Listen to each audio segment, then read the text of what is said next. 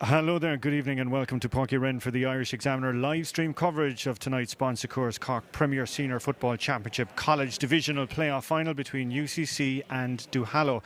Now last year these two served up a stunning affair with Duhallow claiming victory 420 to 612 after extra time. Fingers crossed we can have more of the same of that drama tonight. I'm delighted to welcome former Cork star Noel O'Leary to our broadcast tonight for his Irish Examiner co-commentary debut, and we will be hearing from Noel very shortly. First off though, it's time to check in with the two camps. Dr. Aidan Kelleher is the joint manager of UCC, but first up is the Duhallow manager, and that's Ned English. Delighted to welcome, not for the first time before a big championship match, no stranger to these occasions, the legendary Ned English. Ned, I'm going to ask you a question there, if you don't mind me asking. How long have you been involved in the game now at a coaching level? I suppose I'm involved nearly 19, 20 years. I didn't start early. I waited till the family was reared and the business established. About 20 years, I suppose, really. Crammed a lot in 20 years, you know. You certainly have. And another big night tonight for you with Duhallow, a division that you know only so well. How challenging has the preparation been for this game? It's been huge. Probably the most difficult I've ever encountered. We were very unlucky. If you're lucky, you're unlucky sometimes. All our clubs were involved with COVID. And then when COVID allowed us back, then all our clubs had end-of-year competitions. So they were all in finals and semi-finals and quarterfinals and everything. So every single club was involved that we have feeder players from. And the minute that it was over, the championship started. And then that has been going week on week up to now. And again, which is probably unusual for our division, every one of our feeder clubs is a dual club. So they had football this week, hurling next week, and you know there was no opportunity to play any practice game. And even get-togethers, we struggled to get get-togethers. We got maybe a couple of cursory Monday nights when fellas, you know, when you'd have different numbers, very small usually, people would be injured, people would be standing just watching. A couple of cursory Monday nights really to organise some very, very, very basic stuff. I think it's probably the only time that I've ever been involved with a division with Duhallow that we've had absolutely, you could say, zero preparation. But that said, the lads are good. They're very together. There's a very united bunch there. They're good footballers. They didn't stop doing that. They will be fit. They will be ready. A lot of unknowns that we know nothing about. And I suppose it will be how those play out as to how the outcome will be decided. Some of these we would have sorted out had we had preparation matches, you know. What can you actually manage to do on a night, as you said, those once in a blue moon occasions when you get X amount of players together and it could be a very different group that you have the following week? What can you do? Very little, to be candid with you, but you probably can get a small little bit of basic kick-out work done strategy, which the modern game, there are several building blocks to it. Your own kick-outs, gaining possession from it is a huge part of the building block. Trying to disrupt the oppositions is another huge part of it. You can't do that when you don't have numbers. You can do very limited work on your own kick-out, just introducing ideas. You can just discuss with people what way you might like the ball played or what thing that, but you can do very, very little, but you have a choice. Do nothing or do a small bit. And in that situation, I'd always do a small bit. No matter how inadequate, it's better than nothing. So that's what we did for about three Mondays, believe it or not, and that's it. But we're here, and this game is a cup final for us. It's our final.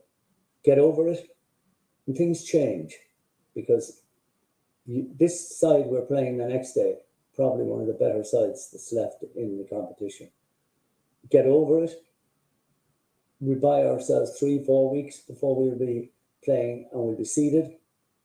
You know, with all due respect to everybody involved, you have a better chance in the next one. Meanwhile, your clubs are slipping out of competition because in the hurling, for example, which was on, you have a semi-final next Sunday. You have a final the week after. So of the 4 clubs, they'll be down to 1 club after another 3 weeks. That's 3 clubs released. Like, teams won't qualify out of the group sections. More players get involved. So you get more work done then as you go forward. And that's what it's all about. Really. But is it always the case, Ned, that for a divisional size, the toughest game is nearly always that first game? Well, it has been, but we traditionally did a lot of work in the off season, in the months of January, February, March, April, May, June.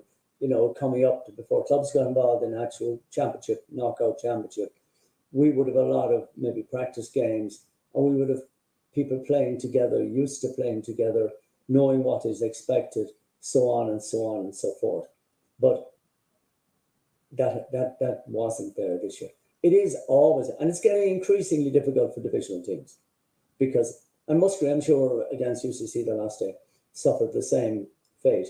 Having said that, they were probably a little bit more fortunate because an awful lot of their feeder clubs were not dual clubs, and they had 2 or 3 weeks to get a bit of work done. And they did a good share of work, which in some ways frightens me because they did a lot of work and they still came up short with a very good side, great footballers, great division, came up short against UCC. We're going in very, very cold, but with a great togetherness of experienced players. So we're not conceding anything. It's not an excuse, but it's just you ask questions. We're giving you the reality of what's happening. This is the background. To be fair, Duhallow have been there or thereabouts in the last number of campaigns. What will it take to get them over the line? What was the missing ingredient? I'd like to think a little bit more organisation of what's needed at the latter stages of the competition, which, if I'm arrogant, I thought I might be able to bring this year. They always had the players. They had good players. Probably there were naive moments in matches which you would hope you can correct. Maybe you can't, but that was the hope. Of course, you want preparation to do that. We didn't have that. But then nobody could have foreseen the way it was going to pan out, you see. And when I got the job last February, you know, we didn't know COVID was going to last as long. We didn't know what way the club situation was going to pan out. I mean, Rockchapel just kept going and Fairduce, and they won. Kanturk and Knocknagree, we had a result there. That game kept being put back a little bit earlier would have suited us. Barbary, their final again, kept getting. So this wasn't foreseen, but the lads know each other and they're all very good friends. It's an unusual division in that they fight with each other again in matches, you know, and compete. But when they're going out together, they're a very united bunch, very clannish. So that togetherness is there, and they haven't stopped being good players overnight. And we have a good core of last year's team. Obviously, we've lost 6 players from Knocknagree. So that is a loss. So we've had to replace those. Excuse me. But then a couple of more players have come through, which we will see. We'll give them their opportunity. Again, we don't know how they'll take it because we haven't seen them. So we'll know. We'll know a hell of a lot more after the game the next day if we're still alive, you know. But we won't be standing back to them. No, delighted to have Dr. Aidan Keller joining us ahead of tonight's clash against Duhallow, the UCC joint manager with Dr. Con Murphy. Joint managers, Aidan. Yeah, just do what Con says, really, Colin. It's simple as that. Well, we saw how successful the joint management team has been for Tyrone and the All-Ireland Championship title just over a month ago. How does it work on the sideline? You just do what you're told? Yeah, exactly. Look, I suppose we've myself and Conor are there, but we've Liam Short and Phil Burnine and Mike Toomey, and they're as involved as the two of us and in selection and the looking after the team. So in terms of the team, you've had an outing this week. On Wednesday night it was, victory over Musgrave. How important is it to have that one game under your belt? Yeah, it's good because we don't get a lot of time together as a group, so it's a huge benefit to us. And obviously, nothing is as good as a championship match. And we were in a white hot championship match, and the fact that we were under pressure for the whole game, and they played very, very well, which we expected, and they had some exceptional forwards, and they caused us a lot of issues. So it was great. Real good experience for us. Some of the lads playing their first competitive for the game for the college because they missed out on a whole fresher campaign because of COVID. And so that was a really good experience for them. That was their first time representing the college, which is a proud day for them and their clubs and their families, which is fantastic. And lads are absolutely buzzing afterwards, which is great. Okay, just on that point though, Aidan, how difficult has the last 18 months or so been from a third level perspective, given, as you said, that there's many very talented footballers missed out on Sigerson campaigns and the like?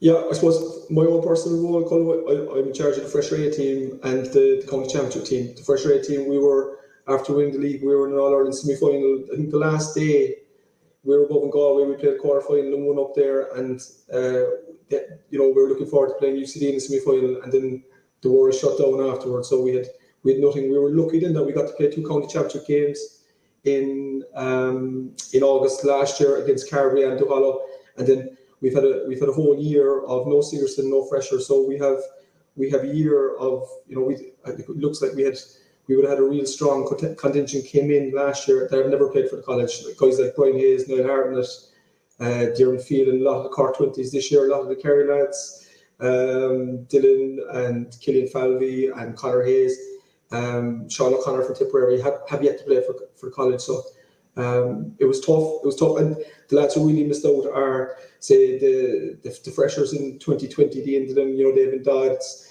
Kieran Noyhin, Finn Hurley, Rian Quigley. That team missed out in All-Ireland semi-final and have missed out in the year of Sigerson, which is tough. And we've all struggled through COVID, and maybe football isn't a huge loss to have, but those lads have lost 25-50% of their college careers, which is very, very unlucky. Same way that lads coming in this year have missed out in Cornivory for 2 years. It's a huge loss when lads look back in their careers when they're finished.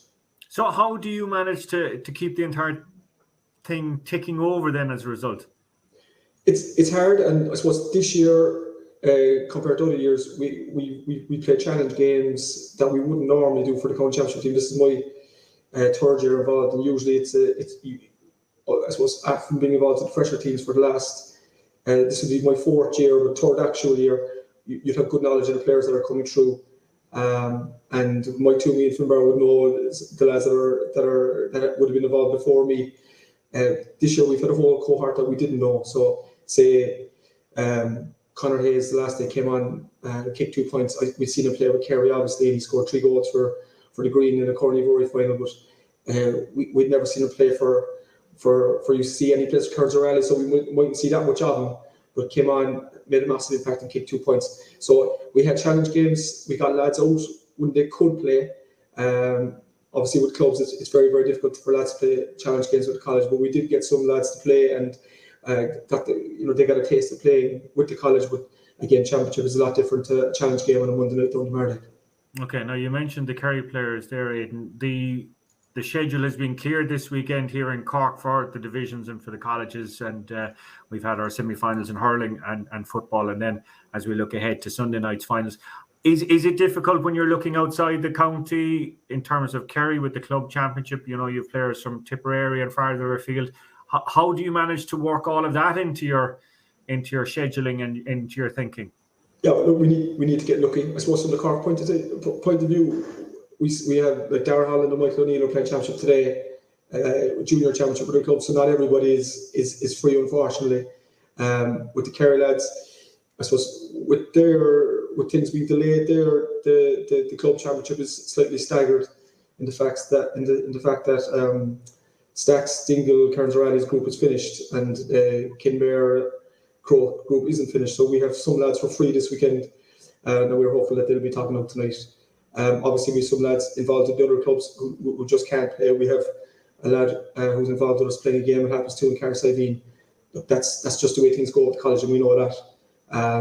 We have lads at Tipperary playing championship. So we'll see what we have on tonight and make the best of it. And that's always the way it has been with the college team. Okay. Finally, then you're facing into Duhallow this evening. Fair to say at this stage, an unknown entity. Well, we know what they can do last year, but really they're coming in stone cold tonight. They came in stone cold last year, and they were fantastic. They blew us away in the first half. Now we played quite well and got back and lost after extra time, but they scored 420 against us last year. I suppose they were a black card away from being in the county final last year. They were in a great position against Nemo in the semi-final. That seems like a long time ago now, and they got a black card in the fourth quarter, and that may have cost them the game. The year before that, they were in the county final. They're tried and tested. They're the closest thing to a club in the division college section. Their players know each other very, very well. There's a huge tradition of playing for the division that may not be in other divisions in Duhallow. So it's going all the way back to county championships when in the 1991. I'll be very friendly with some of the Duhallow lads, my connections with Cork, and I know how much it means to them to represent their division. And my own family is from Duhallow originally. My parents, and I know from going to the county finals in 1991, the following that they'd have and the tradition they have. They're a proper footballing division. They have an excellent coach. They'll be very, very well organised. They have some very good players. We know we're up against a serious task. So, final question, and the big one is: will there be divided loyalty in the Kelleher household later this evening? I think in my own house there'll be support to me, but my parents will be they're Duhallow 100%, unfortunately. And our thanks to the two management teams for their assistance during the week in recording those interviews. Well, it is an absolutely beautiful night for football here in Páirc Uí Rinn. Delighted to have Noel O'Leary here alongside me making his debut. Noel, you're a popular man. A lot of people coming up here for a chat wondering what you're doing here alongside me tonight. We'll start off with the Duhallow team. We'll get that up on our screen there now. And the news from the camp is no changes to this team. Yeah, no changes. I suppose I'm interested there to see Kyle Holland there from Kanturk starting goals. Kyle was always an outfield player, and he seems to have been converted back into goals, so that'll be an interesting one tonight. And obviously when you go through Duhallow's team, you've Dara Cashman there, who won an All-Ireland under-17 a couple of years ago. He's an exciting prospect, and obviously Kevin Crowley and Shane Hickey were on the senior panel, and then moving to midfield, Paul Walsh, current senior also, and up front then number 12 Conor O'Callaghan, another guy who's an exciting prospect and a guy I'm looking forward to seeing tonight, and Dara Moynan also. Okay, now we're going to bring up the UCC team on screen there. Two late changes just to tell you about from what we have on screen. 29, Dara Cleary is lining out at centre forward in place of James McEntee, and 23, Sean Quilter replaces Sean O'Sullivan. We'll hear Noel's thoughts on that UCC team just after we hear the national anthem here in Páirc Uí Rinn this evening.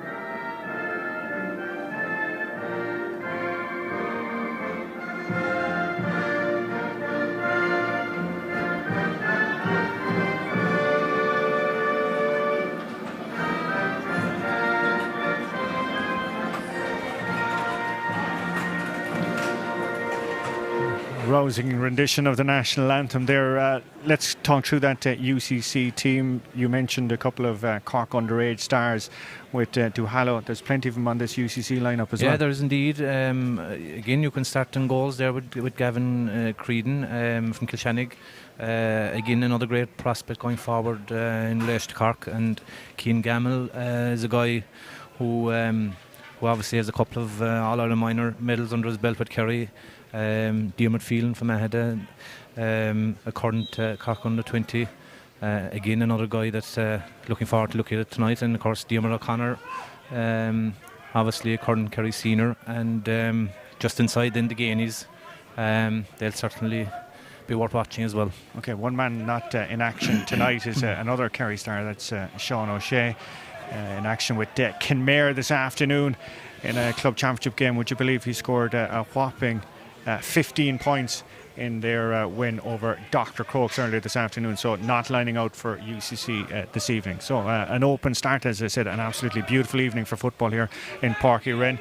Heavy overnight rain doesn't seem to have damaged the pitch too much, and Duhallow stitching together a couple of passes there, and that's big Paul Walsh, as Noel pointed out. Cork star as well, UCC wearing an away strip tonight, all white instead of the usual red and black, and the opening free of the evening going the way of Duhallow, about 40 yards out or thereabouts, and stepping over to take this one. The opening free is Drumtarve's Conor O'Callaghan. Scored 1-2 when the sides met this time last year. What a game that was. Went to extra time, goals and points aplenty.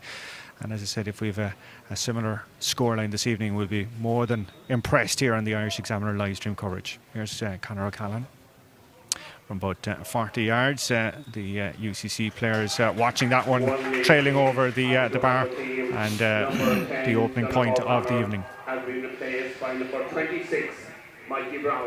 Late news there, Noel. We're just hearing Mikey Brown in for Donnacha O'Connor. That's a big blow for Duhallow. Yeah, there's no doubt.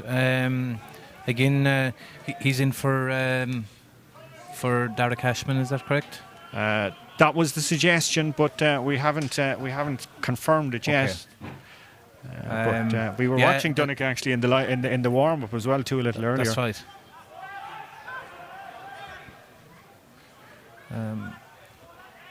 Anyway, things are a little bit messy over there on the far side, and eventually it's Duhallow coming out of it with Kevin Crowley. Out to Kevin Crimmin from Boherbue. Good engine on him. Working it through the hands. It's going to eventually find its way right across the field here, out as far as Shane Hickey from Mill Street. Winning a race there towards the sideline. Did well. Option inside him with his cornerback, but spills off him, and it's taken up by, it's spilled away from the UCC man there wearing number 23, Sean Quilter. And eventually it's foraged out there by Dara Cashman, and Cashman is starting. There was some question whether he would or he wouldn't. Great ball in as far as Conor O'Callaghan. Lovely little dink of a pass by O'Callaghan. Takes the return as well too from his full forward. That's Seamus Hickey. Goes to ground, and UCC swarming back and working it out at pace here in front of us with the midfielder, or centre back should I say, that's Diarmuid Phelan, out to Diarmuid O'Connor from the Gael, Michael O'Gara, Austin Stacks, Tralee rivals, and it's all the way back with Bill Curtin from Kilshannig. Just on it there, Colm, just early days there, it's very visible that the ground is very greasy, and the ball also. We've seen a good few players cough up possession, so it's just something to watch there. Kind of a hit and hope ball there, and that's Evan Dowds all day long. The man from Canavie. Coming at pace here is Michael O'Gara. A bit of space in front of him there, 25 yards out off the end step, and that's a great score if he's managed to find the range, and certainly has. A great ball was it Kieran Nyan, I think, picked him out with the pass, and the man from Austin Stacks, Michael O'Gara, getting the opening score from UCC and the equaliser. Great score there. I suppose one thing again that's notable, I felt UCC there, the way they're working the ball, they seem to be a bit more comfortable on it at the moment. But a great score there from the wing forward. And, you know, we make that point, though, the fact that UCC have had a game and a few challenges under their belt, whereas how difficult it has been for Ned English, he mentioned it in the video beforehand, trying to actually get these guys together on a training pitch. Absolutely. Again, you know, it's kind of visible there in the early stages. You know, UCC seem to be that bit more comfortable, and obviously having the game in hand is a huge plus to them. Obviously, a lot of the Duhallow lads would know each other from playing over the years, but Knocknagree we were having this chat beforehand, the fact that they've progressed up to the senior A ranks. How big of a blow is it to Duhallow? Yeah, there's no doubt about it. I suppose. Look, any year you lose a team in a division, it's bound to have an effect. And having seen Knocknagree progress there over the last few years, they have a lot of great individual players, and I suppose most notably, Owen McSweeney there, is probably the biggest blow to Duhallow here tonight, and certainly guys like that are very hard to replace. Well, Owen McSweeney, a huge talent, as we know, for Duhallow in the past and for Knocknagree. A huge talent for UCC is Conor Ganey, and that was his kick there, his first touch of the ball, but driving it wide. Scored 2-1 in the game last year, and he and brother Dylan, the two huge danger men for UCC here tonight. And that was a wonderful piece of feeling from Paul Walsh, as you'd expect, and a great ball then to set Kevin Crowley on his way. Crowley takes a blow, and that's going to be a free and taken again very quickly. It has to be said, Duhallow moving the ball at some pace tonight. Yep. A great interplay there between Mark Ellis and Seamus Hickey. And there's always a runner-looking offering, and that's Ellis on this occasion. Bounces off about 3 tackles, and the shot that's eventually been taken on, and it looked to be Conor O'Callaghan again. And that's the second score of the evening for Duhallow. Yeah, you touched it there, Colm. Definitely their best passage of play. Very sleek and plenty pace there.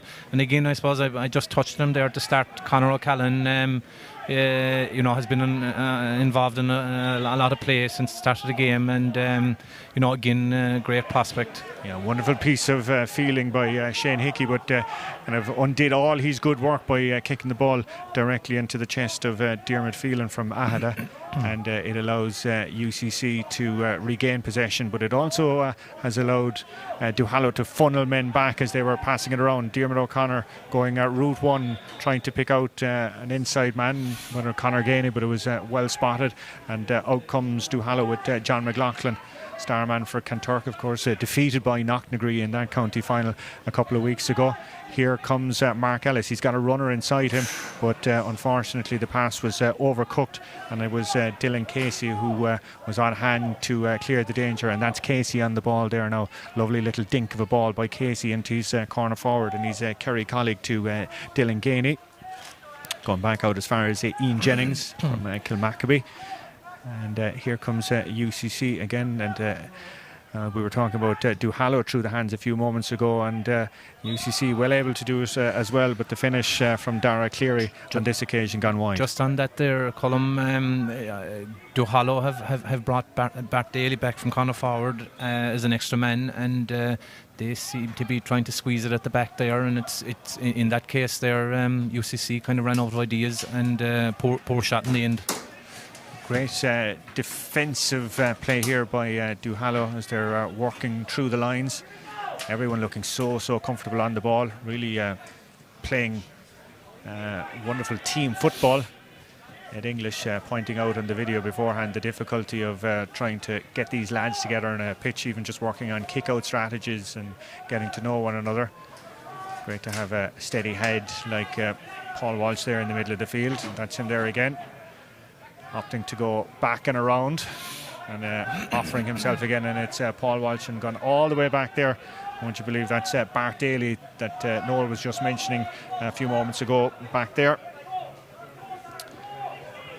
Mikey Brown, the man that came in for Donogh O'Connor, but bit of a mix-up there between the defender's ball getting lost in the light, and here comes the corner forward there, Dara Moynihan, the man from Ballydesmond, going all the way back to his cornerback, but that shot, the second it left the boot of Dara Cashman, I think we all knew that one was going wide. Just on Dara Moynihan there, it's probably his first touch in the game, but you can see there, Colm, huge pace. So again, if he's isolated inside, there's a possibility he could cause problems.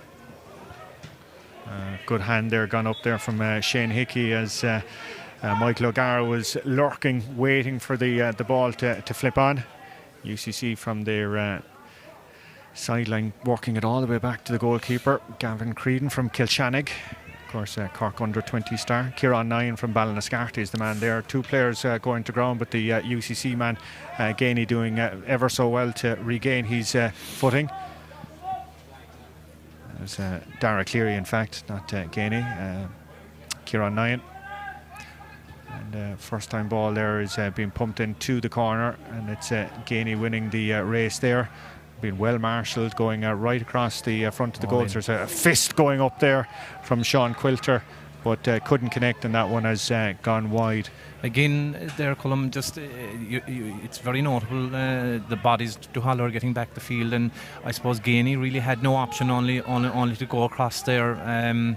It was a bit of a hit and hope, but at the same time dangerous enough. But Duhallow definitely defensively look very structured. And just we were talking about the kickouts there too as well. They've kind of gone short, and everybody knows their place. So they do. Whatever that short amount of time Ned English had, he's certainly worked wonders with it. He has indeed, but I suppose Colm, it's not Ned's first rodeo with Duhallow, I suppose. So they're there's a lot of guys here well used to Ned, and they seem to be playing to his blueprint anyway tonight. Very much so. Dylan Casey winning the race back up there, clearing it out. And it's UCC coming on that far side of the field. Or Kevin Crowley trying to cause problems there and trying to win the ball back, but UCC taking the ball out over the sideline. And here comes Duhallow, but here comes that man Dylan Casey yet again to be in the right place and stop it at source. Dermot O'Connor opting to go with a kick pass across the field, and the second that left the boot there of Evan Dowd from Canavee. He knew that it wasn't where he wanted to put it, gone out over the sideline, and easy possession, one back there from Duhallow.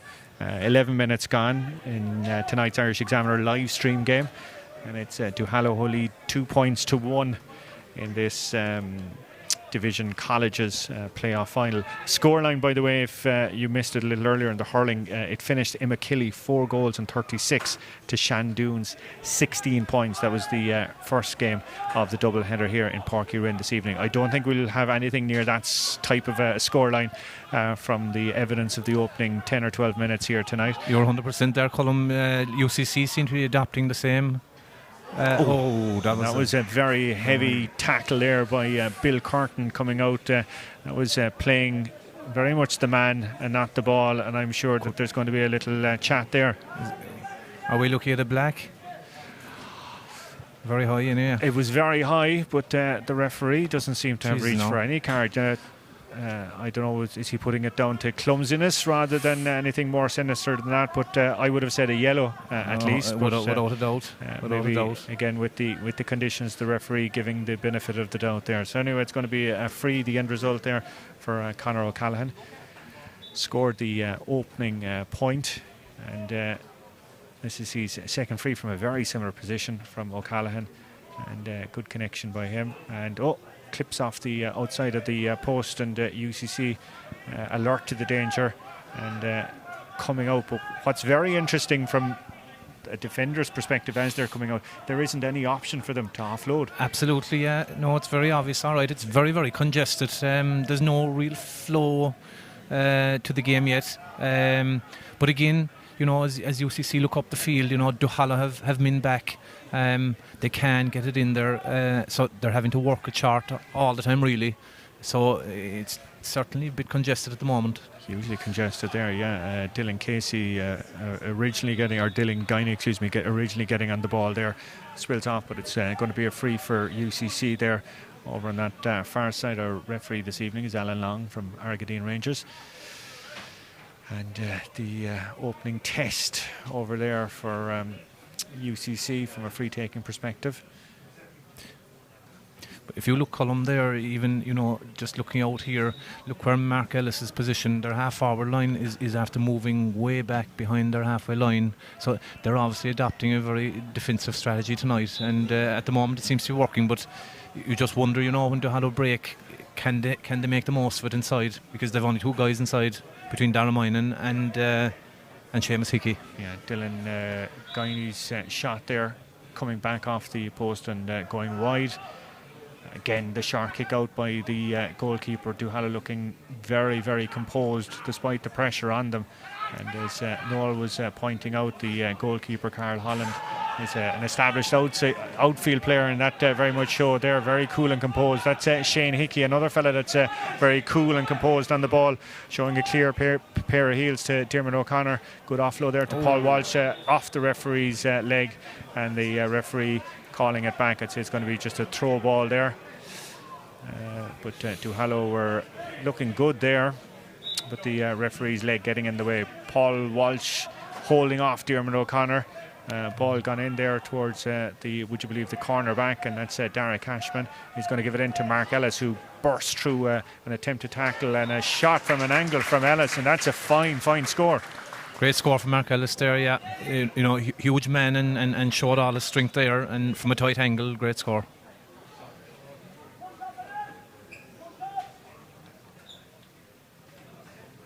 And that's our first water break of the evening. As you said, it was kind of a strange opening 10 or 15 minutes, trying to kind of feel each other out a small bit. But I must say, if you were Ned English, you'd be very happy with that opening. Yeah, 15. I would. To be fair, Duhallow seemed to have a good structure to their game. They all seem to be comfortable in what they're doing. Now, I suppose from a football viewpoint, it's I won't say disappointing, but it's there's probably not an awful lot of ball going into the full forward line on both sets of teams. But at the same time, there's a few good hard hits in it, and just Duhallow seemed to have a bit more about them in the first 15 minutes and have settled very well. So it's going to be interesting in the second period here now. No, but if you're UCC, what way are you going to try and change things up to try and create? Like, if you have the marksmen of the calibre and the quality of Conor Ganey and Dylan Ganey inside there, but trying to get the ball to them. Trying to get the ball into them, yeah. But I suppose, Colin, what's very obvious is that UCC seem to be ponderous on the ball. Like I suppose they don't really seem to have a man coming off the shoulder at pace, and when they turn Duhallow over, that pace isn't there. And I think unless they try and pick up on that a bit, Duhallow are going to have them in back. So you can see UCC have the pace to do it, but they're just not exploited at the moment. Well, that's where we're at after our first water break. It's Duhallow 3 points, UCC 1 point. You're watching the Irish Examiner live stream coverage of tonight's Bon Secours Cork Premier Senior Football Championship playoff final, the college's divisional playoff final. And don't forget, more live stream action coming next weekend when we're into make or break round 3 in the hurling championship, and there's some mouth-watering clashes to look forward to, and we'll have the calculator and the abacus out and all the permutations in play. So looking forward to that next Sunday. Looking forward to what Paul Walsh is going to do here, and he's going to be awarded a free. We were talking about UCC and the need to run the ball. Paul just did exactly that for Duhallow, and he's after getting a free for his team right in front of the post. He is indeed, Coleman, and I suppose more notably, I think he's probably having slightly the upper hand there in his battle with Diarmuid O'Connor. Paul Walsh is a very athletic player, and when he runs at you, he can hurt you, and I think he showed that there. And Bill Curtin, the full-back, we were questioning a few minutes ago how lucky he was for a late high hit there. That's He's right. after picking up a yellow card there for that tackle on Paul Walsh. It's Conor O'Callaghan standing over it. He's 2 from 2 from frees tonight. You can mark that up as 3 from 3 as it extends out the Duhallow lead 4 points to 1 with 16 and a half minutes gone here in Páirc Uí Rinn this evening. Gavin Creedon trying to go along with the kick out, trying to find Michael O'Gara, or Ian Jennings, spills away from him, and there's a whole host of Duhallow bodies diving over it, and the man that's on the ball there is Dara Moynihan. He's offloaded out. Great play there by Kevin Crimmin, pushing it out to Kevin Crowley. Crowley from about 45 yards out. That's a great effort from him, and that is a fantastic score from him. The ball broken off Ian Jennings here, and about 4 or 5 passes right across the field. A wonderful split pass there by Kevin Crimmin to pick out, and you made that point there about UCC, about the runners off the shoulder. Crowley was coming like a train, and bang. Absolutely, they showed, again, like we're saying, they broke at pace there, and they opened UCC up, and a brilliant score from Kevin Crowley. Yeah, and as Noel has been pointing out, it's so much more ponderous than from a UCC perspective as they're trying to build up a head of steam here. Diarmuid O'Connor. Like, you look inside Cullum, they have nothing at all to hit inside. They've only one man inside the full forward line. Every single one of them are outside their 45. And we can even see that as the player is in possession. He's looking up, and all he can see is a sea of red Duhallow jerseys between him and his target. You have to give credit to Duhallow. You know, they look very, very comfortable, and like I say, every man seems to know what he's at. So you have to give credit to him. Yeah, Ned English down there on the sideline. We can see him having a word with one of the officials. There's a bit of treatment over there on the far side to a UCC player, and it looks like we might have a substitute coming in. Might possibly have just gone over on an ankle or something like that. Plenty of medical support anyway on the Duhallow or on the UCC bench with Dr. Khan and Dr. Aiden over there. Yeah, but it seems the running repairs, both physical and psychological. It's a great thing to have. Running repairs seem to have done the job, and we're back with the sideline straight here in front of us with the Gaels, Diarmuid O'Connor, Kieran Nine from Ballascarty is his midfield colleague. But interesting, we're just looking down here, and Diarmuid is nearly looking back as much as he's looking forward, including his goalkeeper, who's come out nearly 50 yards to offer him a body. So that's saying something, really, isn't it? Absolutely. I mean, his goalie is 45 yards out the field, and being honest with you, that could have gone either way. Not a trend you're in favour of? No, absolutely not. No, not O'Connor. 45 yards out the field. Bursting through, and a great ball there by Diarmuid O'Connor, and a great mark being called there by the corner forward Dylan Ganey, who has, to be fair, been working very hard off. He definitely has been the most prominent guy inside there. And again, look, we don't want to repeat ourselves, but they broke at pace there. You know, looked up, banged it in, and that's the result. The point. A fine point there from Dylan Ganey. Second point of the evening for UCC, just shy of 20 minutes, and it's brought the gap down to 5 points to 2, 3 points between the side. And as Noel said, just goes to show when UCC, and especially when you've got a powerful runner like Diarmuid O'Connor, county star, then certainly UCC need to utilise him. Ganey did very well though to claim mark as well too. So, interesting now that Duhallow, after that score, taking their time. They're not going to do anything too serious. They're just going to hold on to the ball for the next few seconds. And as you're looking down here, there's only one UCC man inside the 45-yard line. He's now gone outside it, so I'm talking 45, 60 yards, and there's no UCC player at the far side of the field. It's Kevin Cremin from Boherbue. Is he going to flick it onto his left? No, he's going to look all the way back and see try to find a better man. Goes through the hands, but eventually it's found its way to the full forward to Hickey, and all the way back then as far as Paul Walsh. Walsh going right across the field, hoping that the ball will stick to the ground here, and winning the foot race to it there is the star man for Duhallow so far this evening. That's Conor O'Callaghan. Nice little return ball to O'Callaghan. He's herring along the end line. Goalkeeper standing up very well, saving at the first attempt, making sure the ball doesn't go out for a 45.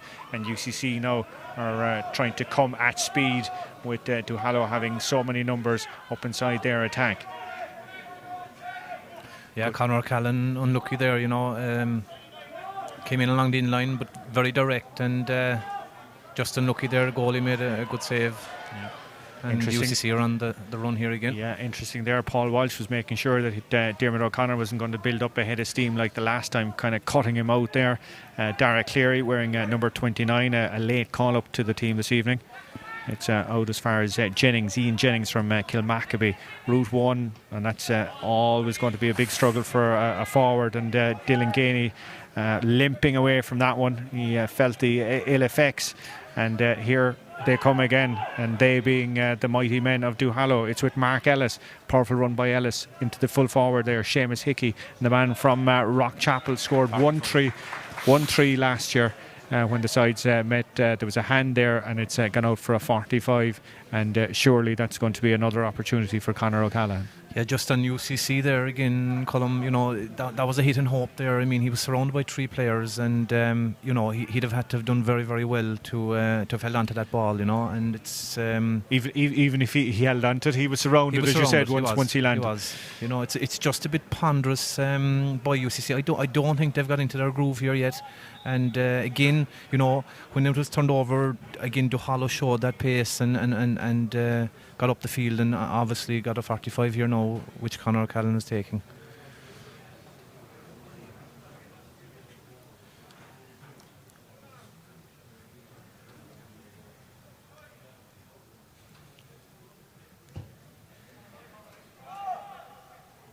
Looked like a great connection, but sailed about a yard to the right of Gavin Creedon's post, and it's the first time we've seen young Conor err tonight. He's been hugely impressive, let's be honest.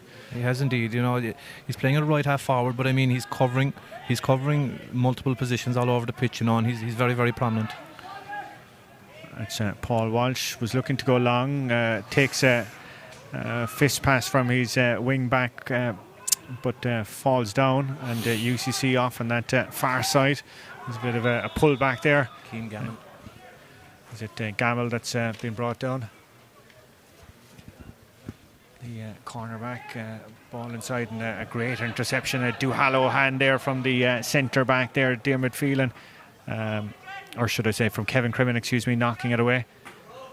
A bit of a ruck developing down here. Eventually it's picked up by Gainey, and Gainey the full forward, the man from Dingle, Conor Gainey, following up his brother Dylan a few moments ago, and that's the 3rd point of the evening there from UCC. A great score there, really from nothing. I think Duhallow didn't catch a hold of it, and Gainey, as well as it, saw the opportunity, and a great score. Paddy Allen from Newmarket is on the ball here. Lovely ball right along the ground there in front of us to O'Callaghan, who did ever so well to collect it. Back to Paddy Allen again. First time ball again, and that's going to be a free end surely for a foul there on Seamus Hickey. And from Rockchapel, pushing the back there from the cornerback Cian Gamble from Legion. On him, Colm there, Cian Gamble, he's doing a good job on Seamus Hickey. Seamus, as we all know, is an excellent footballer, very direct and very powerful man. But Gamble, seems to be keeping tabs on him tonight. Yeah, impressive football. Played midfield for St Brendan's College in one of their All-Ireland finals about 3 or 4 years ago. As we're watching there, a long range, a bit of a hit and hope effort there from Shane Hickey, the man from Mill Street, that just trailed wide. That's 2 wides there now in quick succession for Duhallow. And at the other end, 3 points, 2 points between the sides. Goalkeeper again trying to bring Ian Jennings into it for the second time, though it spills away from him. On this occasion there was deemed to be a pull on the back or a push on the back, either or. The end result is a free, and it's Owen Fitzgerald from Gwynneguilla that's taking that one. Interesting little stat about Owen, that his dad won 2 county championship medals with Duhallow not so long ago. So an interesting divided loyalties there in the Fitzgerald household tonight, I'm sure. That's Dara Cleary. Nice bit of pace by him, but 2 Duhallow defenders converging, and a quick welcome to senior championship football anyway, and the extra pace there. Great ball there again by Paul Walsh right across the field here, bringing his cornerback Shane Hickey into it. They're going through the hands. They just always seem to know where somebody is. Kevin Crimmin bringing in the midfielder, or the full forward Hickey. And going back as far as Kevin Crimmin again from Boherby, being well held up, being pushed back. He's got Diarmuid O'Connor for company, but still it's Duhallow that have the ball with Mark Ellis.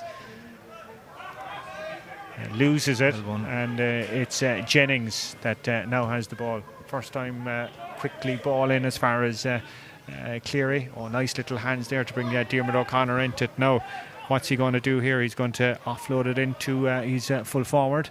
Going to bring back out Dylan Gainey, Conor Gainey, back as far as Sean Quilter. And Sean Quilter, a bit of a hit and hope effort from him, and that one is trailing well wide. Yeah, straight away there, Colm, you could see when UCC broke, you could see Bart Daly making the yards back and filling that gap.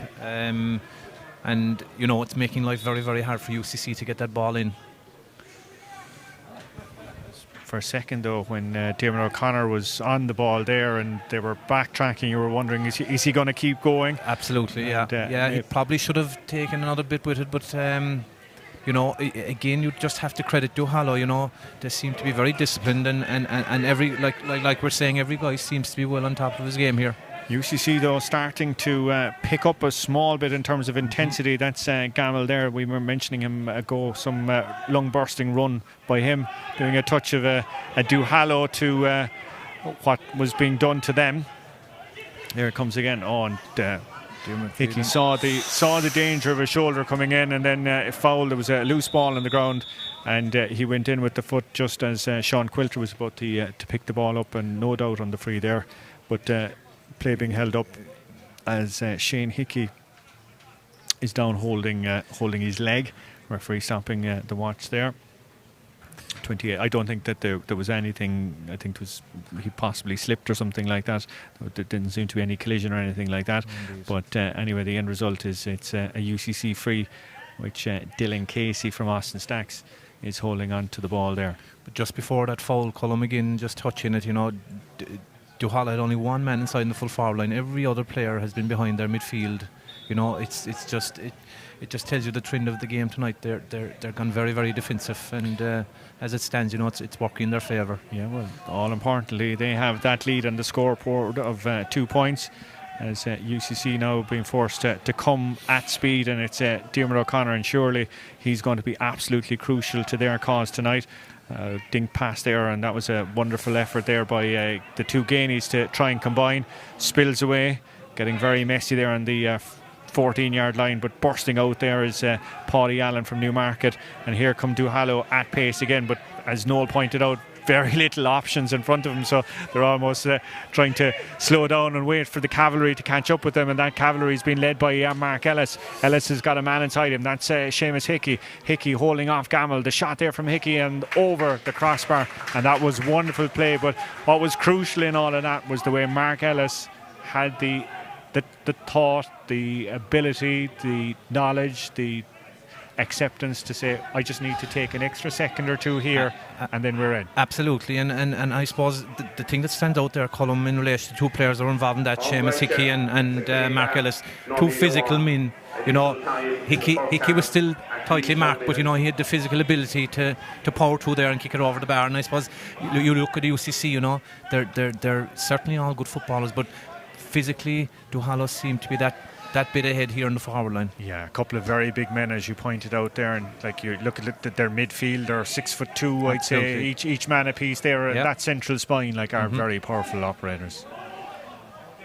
There's one of those there, and that's Danny Lenihan from Castlemagner. All the way out here in front of us is Kevin Crimmin. Mightn't be the tallest man, but he's a solid unit all the same. He is indeed. As we've seen, Shane Hickey as well has recovered from that leg injury, and here's one of the power hoses for Kanturk for Duhallow, and that's Paul Walsh taking it through about 3 would-be tacklers, getting it back again, and he's going to have an effort. Looks to be dropping short. Yeah, goalkeeper watching that all the way, and he's going to come out here, and there's a foot race on for it, and Diarmuid O'Connor did well despite the best intentions of Seamus Hickey chasing after him. O'Connor showing great class there, so stylish on the ball, bringing Sean Quilter into the occasion. Out with Diarmuid Phelan, and that is the last action of the opening half here, and the scoreline reading 6 points to 3 in favour of Duhallow. We're going to take a very quick break here. We'll have a recap on some of the highlights from the first half, and we'll be back with you in about 5 minutes or thereabouts.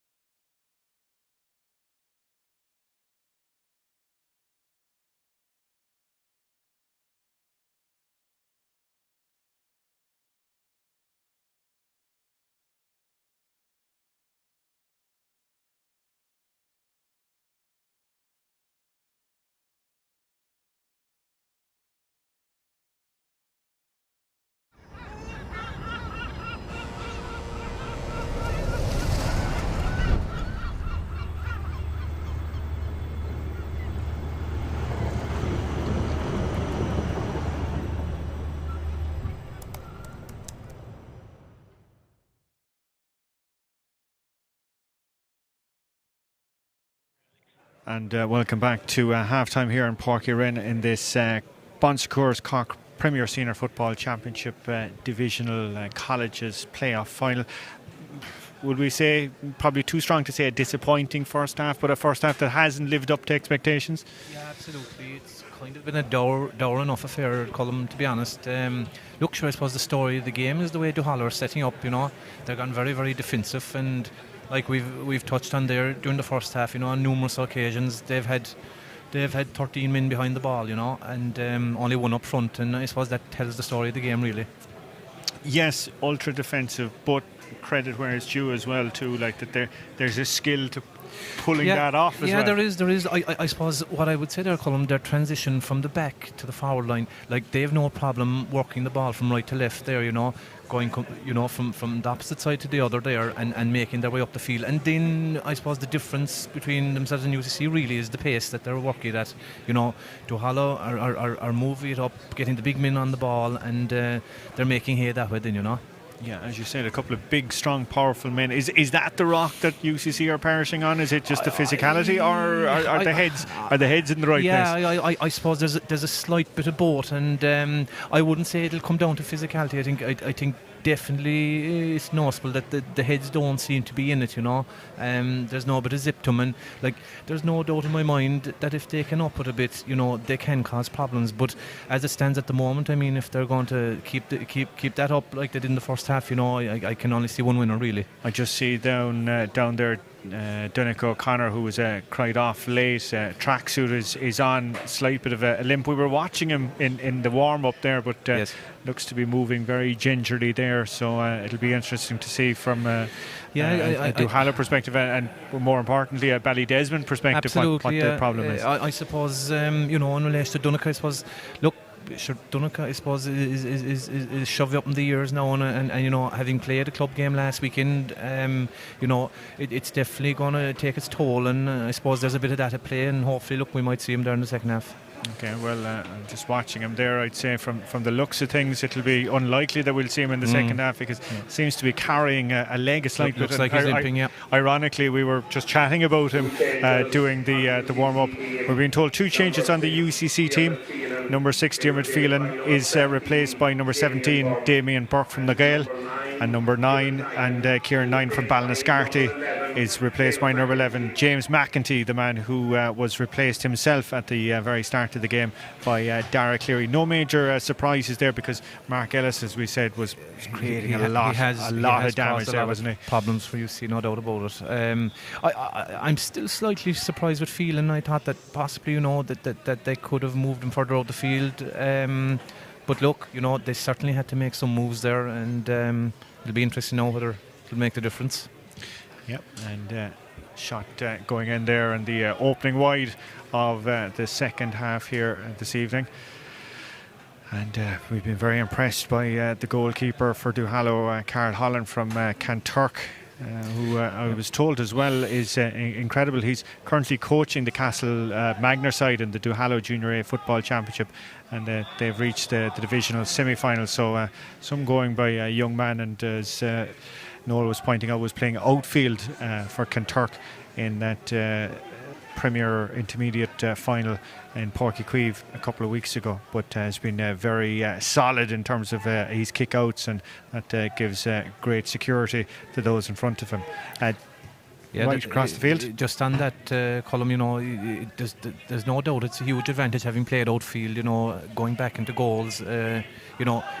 He seems to be very comfortable, and find these men there, and definitely having played outfield is an advantage. And especially when you're trying those short kick-outs under pressure and everything like that. He's seen it all before, and definitely big advantage there tonight. Free being awarded there to Duhallow.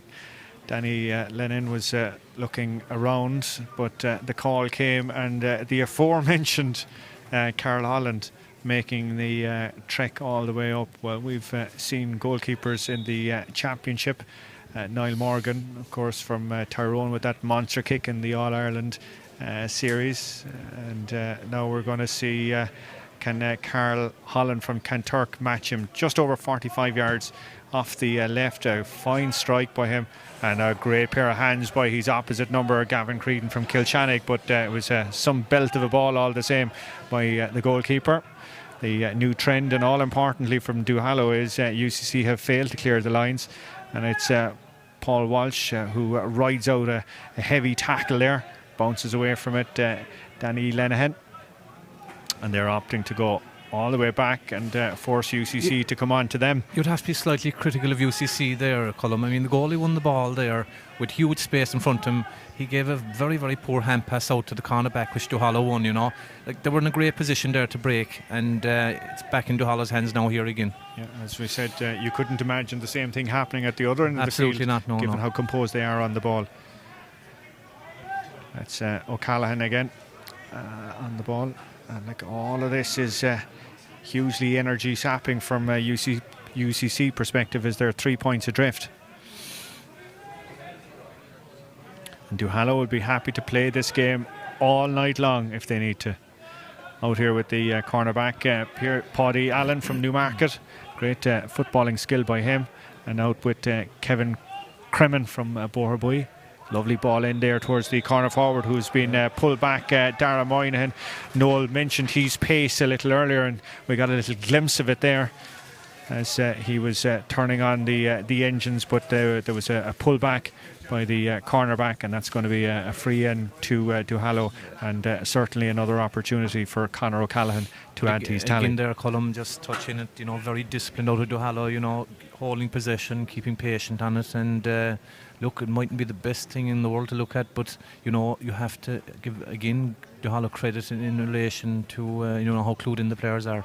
Yeah, and when you've got a free taker like Conor O'Callaghan available to you, then you'll be making plenty of hay with the frees that are accrued from incidents like that.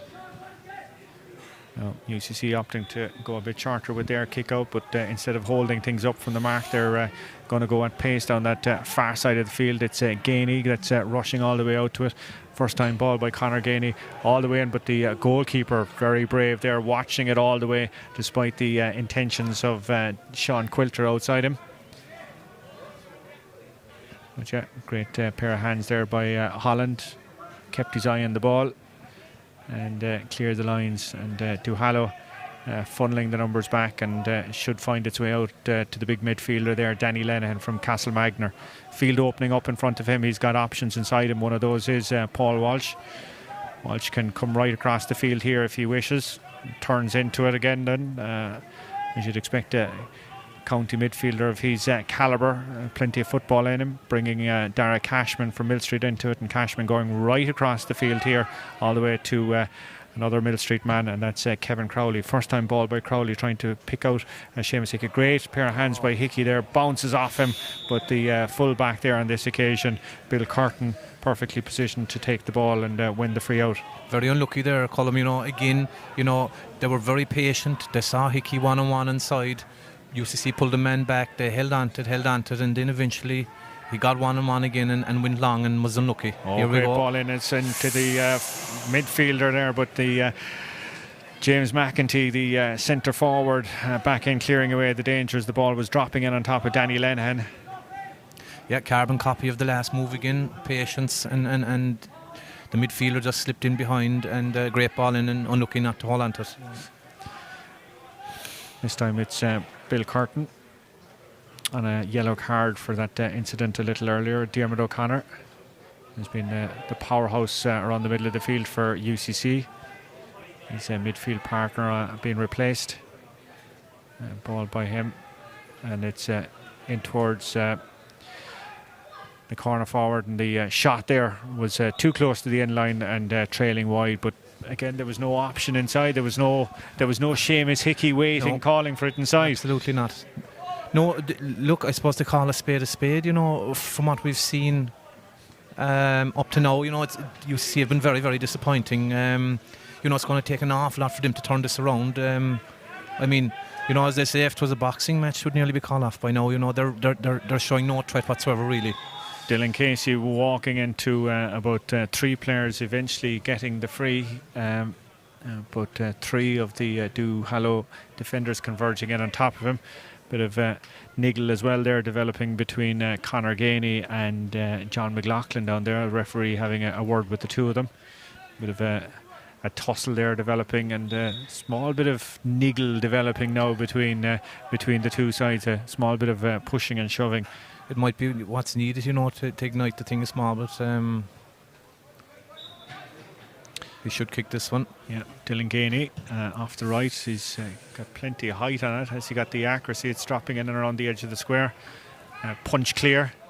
And Duhallow with the cornerback, Paddy Allen, opting to replay it back as far as the goalkeeper as well. Noel is getting involved. I won't say fully in support of it, because Duhallow, instead of getting it out of there, are creating a lot of problems for themselves, eventually finding route one, and Mark Ellis is trying desperately to get down on it, and eventually it's going to be a free out. Well positioned there by Kevin Cremin. Knew exactly what was coming and positioned his body in such a way that the free would be won. Now it's Duhallow coming at speed here with Paul Walsh opting to go right across the field here, and brings Shane Hickey into it. Back with the midfielder Walsh, and the effort from Walsh. You can see the fist, the celebration there with that one. He was delighted with it, and that's a huge body blow from UCC. It's a huge body blow, and I think Paul Walsh, he showed his strengths there.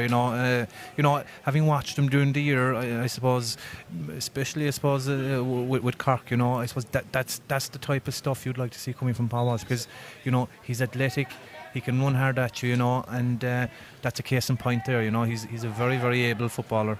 Yeah, and all importantly from Duhallow's perspective, they're after winning the kick out as well, but after losing possession there. By the way, Conor Hayes from Kearns O'Reilly's, he's after coming on. Ian Jennings making way on the UCC team. James McEntee going long ball, great ball in, spills inside there, and a shot coming off the left, and eventually it's gone over, and that's Dara Cleary for his first point of the evening. Yeah, good score from Dara Cleary there. As they say, he didn't lick it off a stone anyway. Dara, of course, is a nephew to John Cleary in Castlehaven, and you could definitely see flashes of John there, all right. Yeah, great positioning, great pedigree. Didn't grab it cleanly first time, but still had enough about him to gather it in, and it leaves us as a double score game, 8 points to 4. UCC bit more bunch coming into it. They're all right, but you still feel like they need a goal. They need a goal to get themselves back into it. But definitely a bit more bite there, and Duhallow seem to be standing off him a bit more here. Conor Hayes, the man just on a few moments ago from Kearns O'Reilly's, the shot by him, and has it ended in the back of the net? No, it's gone over for a second there. It looked like it had rippled the net, but no. And as we said, Conor Hayes only on the field about 60 seconds. Plenty of space for him. Turned and a fine point. Yeah, definitely. Duhallow, for some reason there in the last few minutes, seemed to be standing off them slightly. It's what we need, It definitely has ignited a small bit here now in the last 5 minutes. Yeah, Duhallow still having, as we said, plenty of men back there. Mm-hmm. Maybe again this running game that they have is starting to tire them out slightly. Yeah, possibly. 2 UCC players coming together to make themselves known, and a free being awarded by our match referee Alan Long. No doubt about that. But here again, like you've 50 yards of space now inside. Hickey's inside on, or it's Darramine inside on his own, and Duhallow have given away. And that was a good play by Bill Curtin for Kilchanna. Gets a bang across the rib cage for his troubles there, and as well there's going to be a booking there, it seemed. It looked like the referee had his notepad out there to have a word with Paul Walsh, but I don't know, has had a change of heart. Treatment coming on for the full back for Curtin. Little stoppage there. He was very brave coming out to that one. But those passes that were all flowing so well for Duhallow in the first half, they're starting to drop a small bit. I don't know, is that down to them, or equally is it down to UCC ratcheting things up a small bit? Yeah, being honest with you, I think Duhallow have slightly cooled the jets here a small bit. I wouldn't say UCC have done anything in particular to get themselves back into the game, but certainly Duhallow don't seem to be as structured at the back as they were in the first half. Okay, and Yeah, another there we free go. being It's awarded. very Yeah, soft free, like. yeah, a bit of pulling and dragging there. Dylan Absolutely. Ganey being dragged back, and like, he was still 50 or 60 He yards was. from He goal. was. There was no need in that. No need in that. But yeah, maybe a small bit of doubt creeping in there. And the ref has brought forward there, Yeah. Colm now as well. Yeah, look, I suppose tis the commentator's curse. I thought this game was all over there, 5 minutes ago. But like, I mean, there's only 3 points in it, and if he kicks this, it brings it down to 2. So, out of nothing, UCC are back in the game. But still, he's a big kick here. Yeah, just on the 45-yard line, connection, unfortunately, from a UCC perspective, not where it was destined to go, and that was Sean Quilter driving that one right, the man from Austin Stacks, another Austin Stacks man, of course, on the other wing, Michael O'Gara. Impressed in the opening exchanges. We haven't seen much of him after, and here come UCC again at pace, and that's James McEntee, who's certainly shown an awful lot since he's been introduced. Definitely, he's made a huge difference. Connor Hayes, nice interplay by Hayes, punched right across the face of the goal, and the defender looked to be Paddy Allen, who was back there clearing the lines, and that was great play there. But yeah, I must say McEntee and Connor Hayes, those two lads that have come on, have certainly brought an extra bit of sparkle to this UCC attack. Definitely, Colm McEntee, especially. He's been involved in everything really since. Seamus Hickey trying to race onto it, but two defenders coming back. Lovely interplay between Mark Ellis and himself. And just on McEntee there, he's a very physical looking guy, and seems to be very direct as well. And certainly has made a huge difference. All right, for UCC. Massive difference indeed tonight. Dara Cleary scored that point a few moments ago. It's Michael O'Gara, you mentioned him there, from Austin Stacks in Tralee. And now UCC going a bit like Duhallow. If there's nothing in front, they're going to work it up from the back. Keane Gamble going across the way there. Nice bit of pace there from Gamble, the man from Legion. And it's worked out as far as another Kerry man. That's Diarmuid O'Connor pushing tackles away, bringing McEntee into it again. Good play by McEntee. Wins another potentially soft free as well too. The ball was there to be played. Yeah. But you got to give him credit there. He went in hard for it there. 50-50 and won it back. Like he seems to have something about him. Definitely, there's no doubt about that. Just in relation to Duhallow, I suppose one thing I suppose I've noticed there. I suppose Duhallow's best man in the first half, Conor O'Callaghan, I don't think we've seen him on the ball yet in the second half, and it's kind of an indictment of the way the whole game is going for Duhallow at the moment. They're just after stepping down a gear and letting UCC back into it. Sean Quilter again for the second time. That's two bad frees to miss in the Very space bad of frees. about 2 minutes. And just with the timing, we're into the water break. So, a very different third quarter than what we were expecting. Absolutely. I would have said in the first 5 minutes it was going the same way as the first half, really. But no credit UCC now. They've got themselves back into the game. I think it's more due to Duhallow sitting back a bit, and they're certainly not as intense at the back. And look. You'd have to say if UCC can tack on another score or two, they're going to bring themselves right back into it. Well, again, we were after missing 2 frees there. We could have a 1-point game, but as you mentioned there in commentary, that McEntee has brought that extra bit of steel in. He has they needed. There's no doubt about that, and we were just touching on his physicality there. He's low to the ground, direct, and he's definitely causing Duhallow problems. So we're in our second water break here this evening in this Bon Secours Cork Premier Senior Football Championship playoff, the Division College playoff final.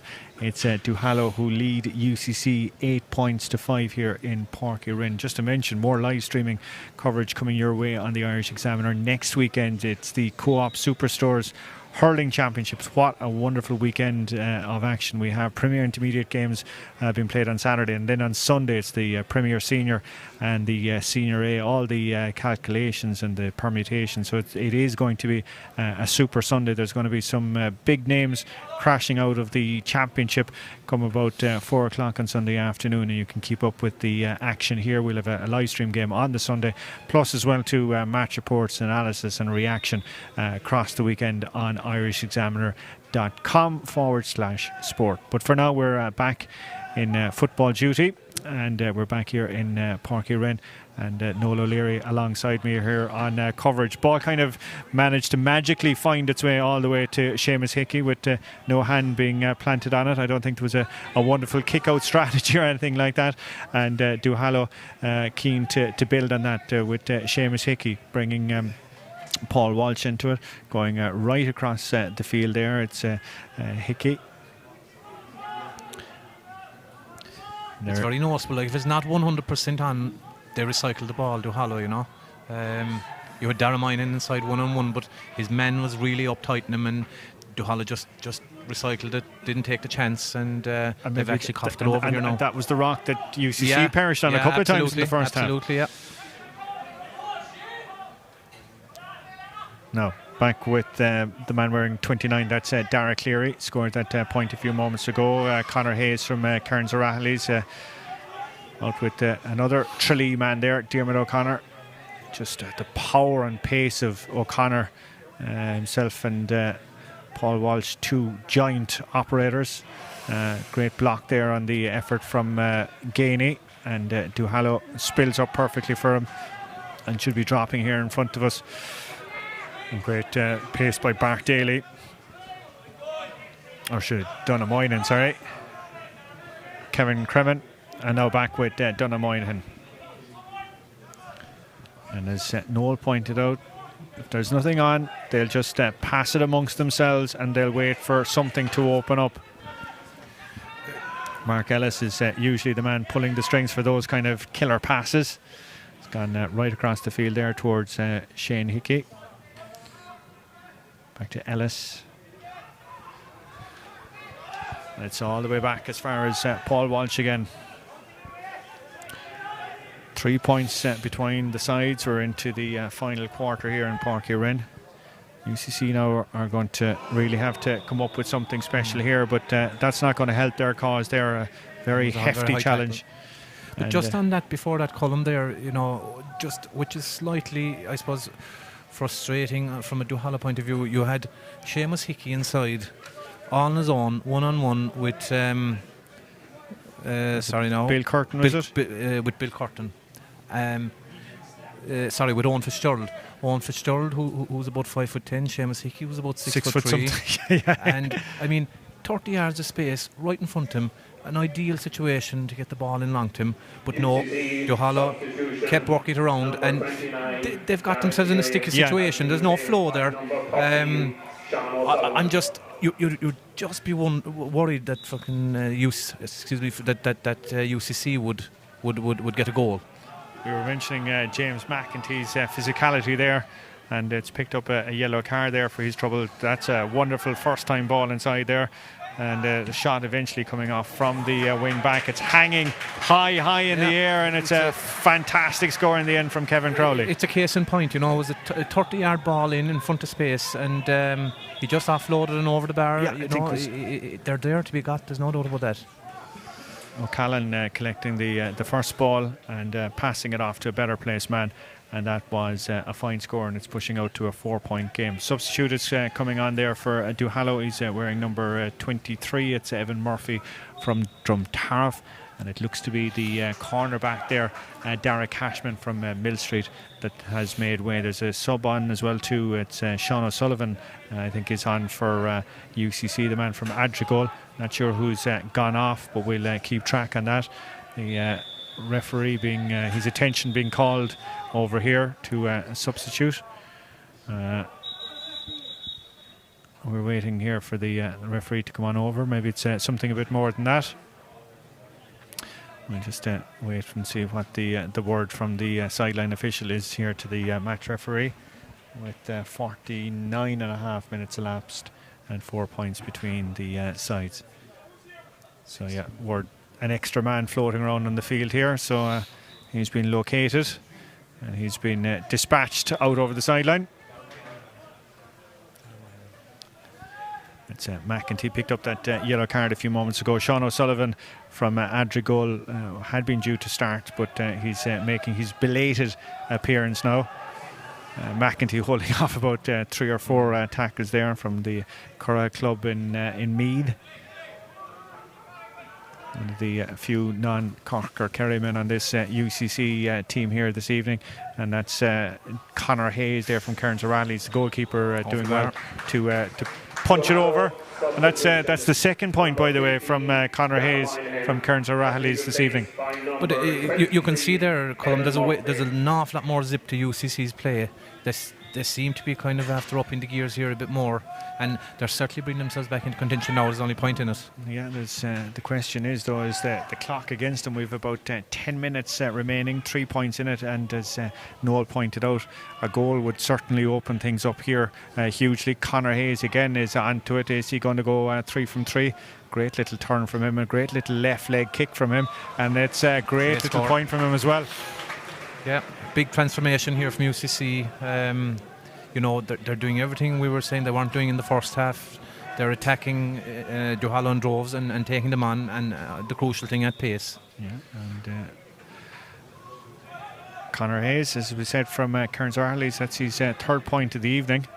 And the other thing as well too, it's noticeable, is UCC they're pushing up. They're not pushing the short kick outs. Exactly. I think in situations like that, when the pressure is on, it might be no harm to go long once or twice.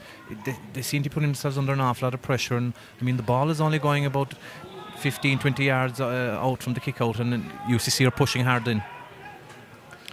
And again on a greasy ball, and you're only 3 points ahead. All it takes is one little slip, and suddenly we've a very different game opening up here tonight. That's Ellis doing ever so well there, bouncing off Bill Curtin, powerful operator Ellis. It's Conor O'Callaghan, the star of the first half, bit quieter now, taking a shot at pace, but that one has gone wide. But Ellis, I don't know about you, Noel, but I wouldn't fancy a bang off him. No. He's a horse of a man. There's no doubt about that. And has played quite well tonight, to be fair to him. Yeah. But Conor O'Callaghan there, it's probably one of his first plays of the second half, and under big pressure, taking on that kick there, and probably wasn't done really. But again, UCC are coming here hard again. It's Dylan Casey from Austin Stacks bringing in Nagale's Diarmuid O'Connor, but he's just running into a wall in front of him, working it out as far as Sean O'Sullivan. But 45 yards out, and it is just so congested in front of Diarmuid O'Connor now here at the moment, trying to open up something for himself, being pulled back there, but still getting away, eventually getting the ball into the corner forward. Dylan Gainey bringing in Conor, the brother, trying to open up a shot onto his left hand side, and the man from Dingle is after kicking a wonderful Great point score. And the ripple of applause here, I don't know, can you pick it up in the background here in Páirc Uí Rinn?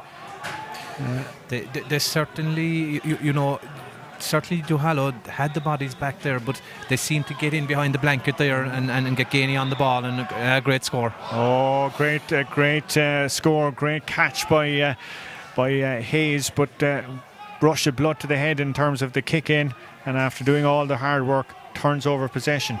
Point in it between the sides. 54 minutes or so elapsed in this Premier Senior Football Championship Colleges Divisional final, playoff final. Of course, the winners here are progressing into the championship proper, into the knockout stages, and we'll have who they will be meeting will be known in about 10 days' time, 2 weeks' time, should I say.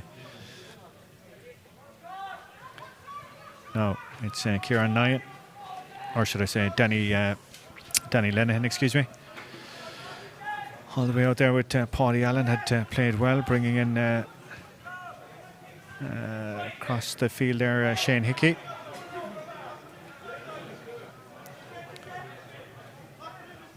Hickey again. Great communication there between the Duhallow players, directing where the ball should be going and who needs to have it. And the key thing is, once they have it, UCC don't, and every little second is ticking away, and with it diminishing the chances of UCC pulling this game out of the fire. Shane Hickey from Mill Street, very impressive wing back going forward and into attack as well. And gone off out over there, looks to be Danny Lenihan.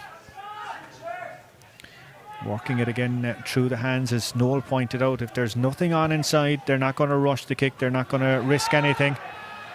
Lucky there by Kevin Crimmin as Conor Hayes was herring up behind him.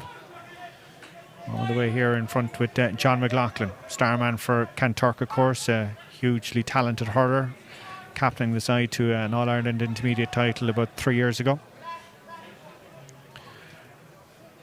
And UCC chasing shadows as the clock ticks closer and closer towards the hour mark. Now the question is, can Duhallow continue this for the next 5 minutes? All it takes is one slip and it's all undone. That is wonderful football. That's Conor O'Callaghan who's racing through. He's got a man outside him. Shot going to come up and it's going to be punched off the crossbar and away. If it had gone over, then that would surely have been it. But UCC relieved to see the ball coming back off the crossbar, and that was a huge let-off. Huge let-off, but again, you know, Conor O'Callaghan there, as limited a possession as he's had in the second half, he completely opened them up there, and again, just showing huge potential he has there to open the defence up, and very unlucky there, to be fair. Very unlucky. Goalkeeper well beaten on that one there. Bill Curtin. Anyway, what can UCC manufacture now with Michael O'Gara? If UCC can manufacture something here, Colin, will be a huge score for them. Psychologically as well too, after that let off at the other side, a kind of a hit and hope hospital pass there towards McEntee, bounced away, and Duhallow have it again. And this time, as it's incredible as we're looking out of it. There's not one player within 40 yards of the goal. That's absolutely incredible. Bouncing out of a couple of tackles here is Seamus Hickey, the nominal full forward. Bringing it in is the other Hickey, Shane Hickey. Big, huge kick by him towards Kevin Crowley. But the ball running out over the end line. But the umpire had spotted that there was a touch, and that's going to be a 45 and another couple of seconds eaten away for Duhallow. We haven't seen a game as defensive in a while, you know. I mean, to look up the field there when Duhallow broke and to see 40 yards of space and not one player above there, like, it's unbelievable to see. But Duhallow seemed to be after settling again in the last few minutes there. They just seemed a bit more composed there now again, but that was a big let-off there for UCC. I mean, Duhallow should have got something out of that and didn't. And again, I mean, if Kyle doesn't make this one count, you know, there's only a point in it. And you know, if UCC can draw this game level, then you know it's anyone's game then. Okay, the goalkeeper Holland came up for the shot just over 45 yards out a little earlier. And missed it, but one of the UCC fists going up there, punching it out, and it's going to be another 45 from nearly the same spot for Holland again. Probably there, Colm, just in relation to the free takers on both sides. You know, with the ground being so greasy, they seem to be a bit nervous, you know, going all out for it. You know, both sides are very similar in relation to their free taking. None of them look very confident in kicking it. No, as Noah pointed out, yeah, the surface is extremely greasy tonight, and very wary of their footing now. Third time from about the same position from Holland. He's got under it this time, and this time he has driven it wide. So 0 from 3 from Holland, but from a Duhallow perspective, it's eaten up another few seconds. We're into the last minute of regulation time here at Páirc Uí Rinn this evening. Now, what can UCC manufacture coming down the stretch here? The clock is against them. The scoreboard is against them. Can they get an equaliser, or can they produce the goal that Noel said could decide this game? That's it. Diarmuid O'Connor hit about 3 or 4 times there in front, behind and from the side. And certainly there'll be a card shown here. You just have to wonder, is it a smart foul by Duhallow, you know, with conditions the way they are? That's a big kick for the free taker here. He's going to go for it, but, you know, seeing the way it's been going all night for free takers, you know, it's going to be a big ask. Now, there's a possibility he could take it off the hands here. And in my opinion, on a night like tonight, it's probably the better option. Looks like it's Shane Hickey that's after picking up the yellow card on that occasion, but there was about 2 or 3 of them in it.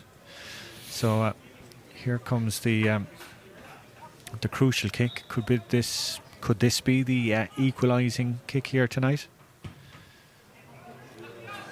Huge effort from Gainey, far from the destination. It's bouncing around there like a pinball. There's a set of hands going down on it. It looked to be Conor Hayes. And there's a body down on the ground. 3 time in the second half, at least 3 minutes.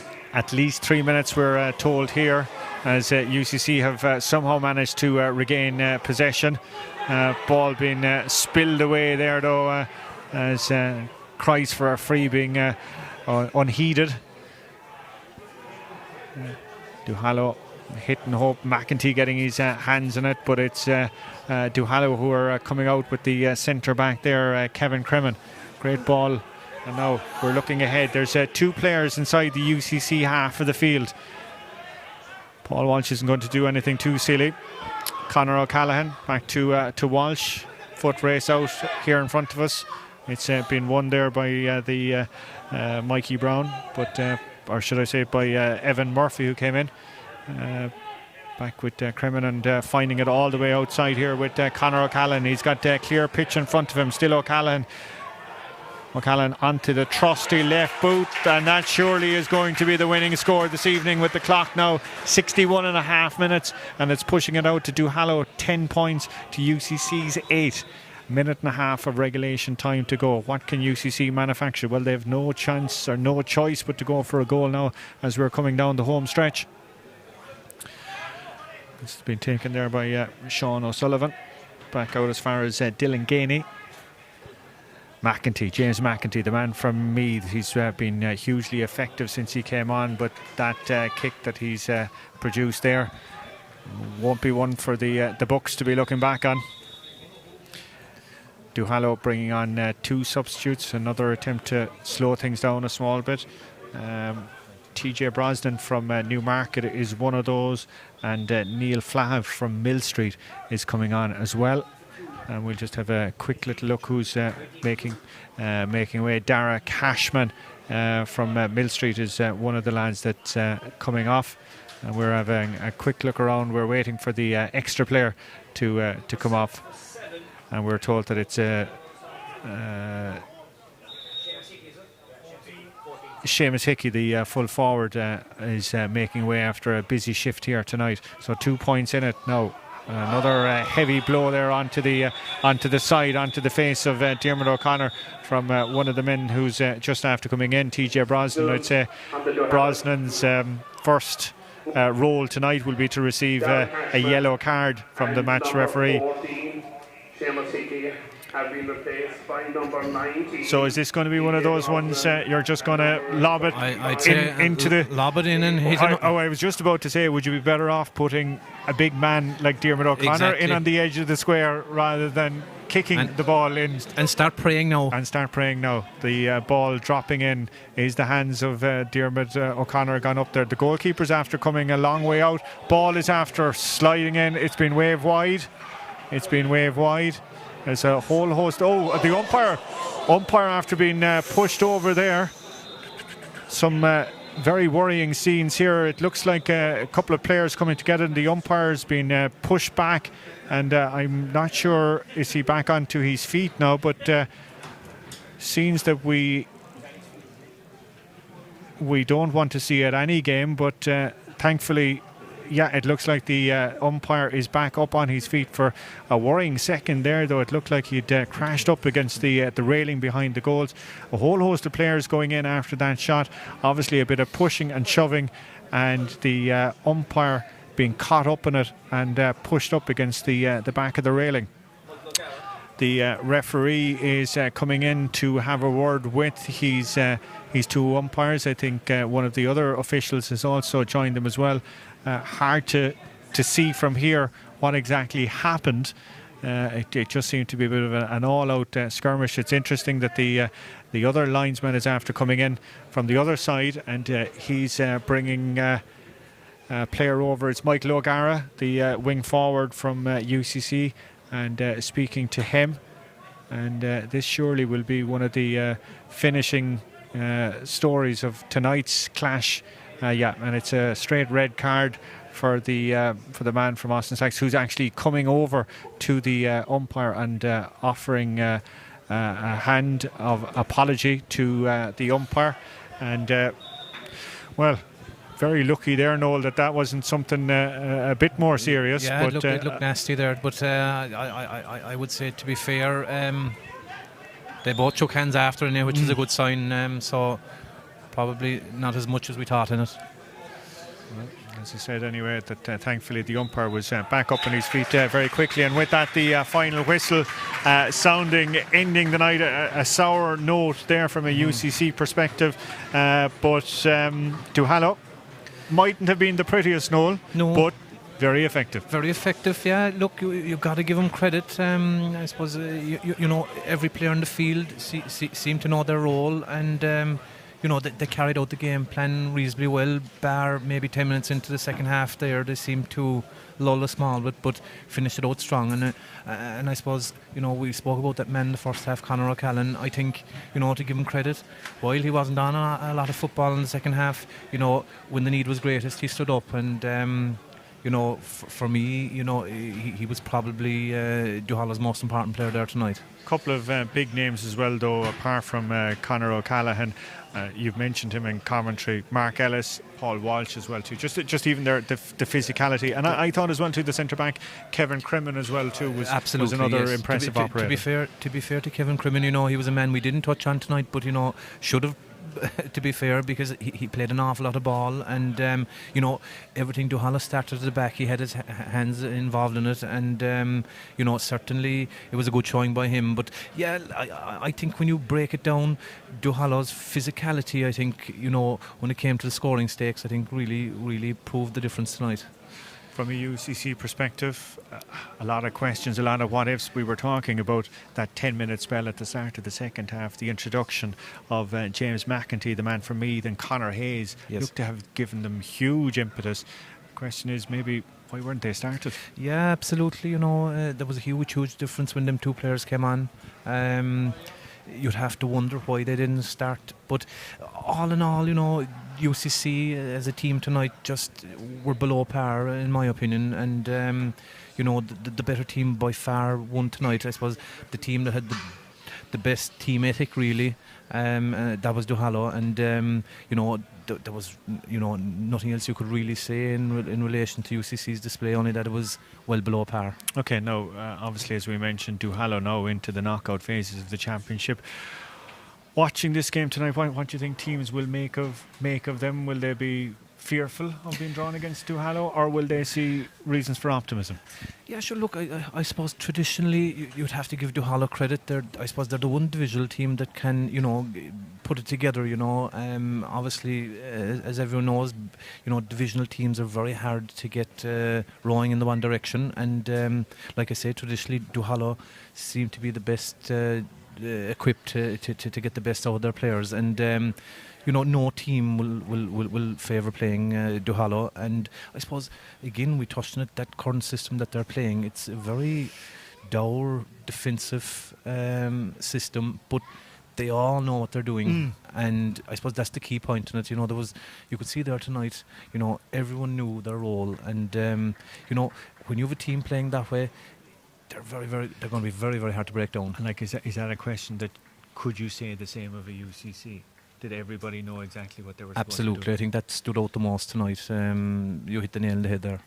Okay, well, as we're watching out there on the field, the UCC side, or over on the far side, Dr. Conor Murphy, I can see, has just come over there to offer a few words of congratulations to the victors, Duhallow, and a nice little round of applause for Dr. Con. And I can just see there it's Kevin Crowley from Mill Street as well too, going over to have a few words with a legend of UCC GA and Cork GA, and indeed the GA nationally, Dr. Conor Murphy, who was involved with UCC tonight alongside Dr. Aidan Kelleher. Well, that is where we're going to have to wrap up our coverage of tonight's action. Our pleasure to bring it to you here on the Irish Examiner and our live stream service. We're back next weekend. We're on to duty with the hurling, and what a weekend in store with round 3, the make or break weekend, as we separate the wheat from the chaff, as they say, and we'll be finding out who's going to be heading into the quarterfinals and the semi-finals, and hopefully we'll have your company from that. I must say, absolute pleasure tonight, making his debut tonight, and what What a stylish debut as well too from Nolly O'Leary. We'll hopefully have your talents yet again. I wonder, we might try you out for the hurling next weekend, Nolly. Probably a bad move there now, I'd say, but leave that one off, I'd say. Thanks very much anyway. We'll have you back for the football action, of course. Next weekend, as we said, is going to be hurling, and then we're back to football in 2 weeks' time. That is where we're going to have to wrap up for this evening. Johnny was working hard on camera. Kieran was back at base, and Stephen and Joel were working hard in Irish Examiner headquarters for us this evening. So that's where we're going to leave it. Victory for Duhallow, 10 points to UCC's 8 points. They march on in the championship, and for UCC it's a case of what ifs, buts and maybes, and their focus will be very quickly switching to the Sigerson Cup and looking ahead to Cork Championship in 2022. That's it from all of us here this evening. Hopefully you've enjoyed our fare tonight, and hopefully we'll have your company again next Sunday afternoon. From all of us here, good night, God bless.